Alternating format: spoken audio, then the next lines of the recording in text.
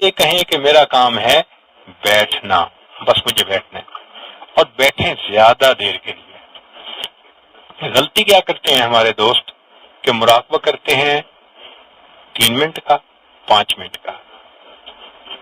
حضرت مراقبہ کرتا ہوں کتنا جی؟ 5 منٹ کا۔ واہ بھائی واہ۔ لیلا پوچھے مجنوں سے کتنی دیر یاد کرتے ہو، اور آگے سے وہ جواب دے 5 منٹ۔ وہی حال ہمارا ہے کہ ہم بھی ماشاءاللہ اپنے اللہ کے لیے وقت کتنا نکالتے ہیں؟ 5 منٹ۔ نہیں، 5 منٹ سے کام نہیں بنے گا۔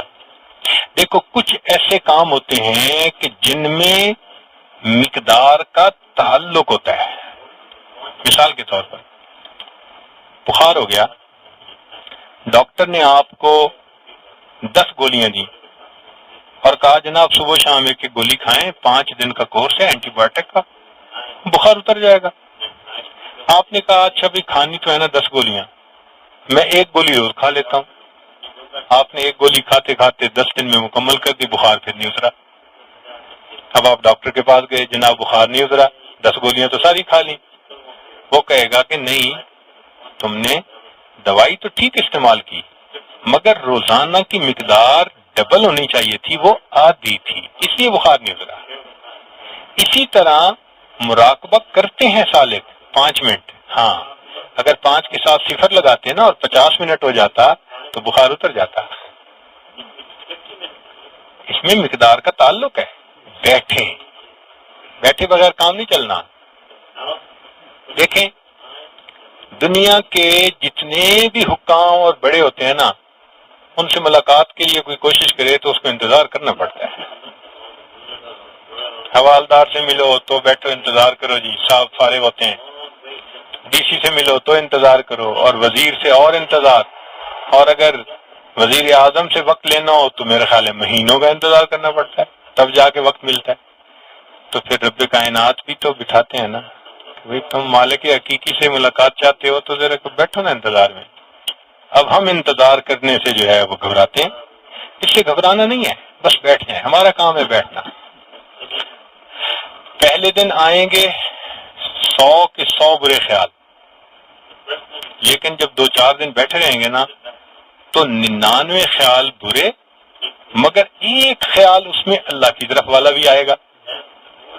پھر بیٹھے رہیں گے تو 98 خیال برے اور 2 خیال اللہ کی طرف والے بھی، یعنی یہ بڑھتے جائیں گے اور وہ گھٹتے جائیں گے، حتیٰ کہ کچھ عرصے کے بعد ذکر میں ایسی جاذبیت ہوتی ہے کہ انسان سر جھکاتا ہے، اللہ کے ذکر میں ڈوب جاتا ہے۔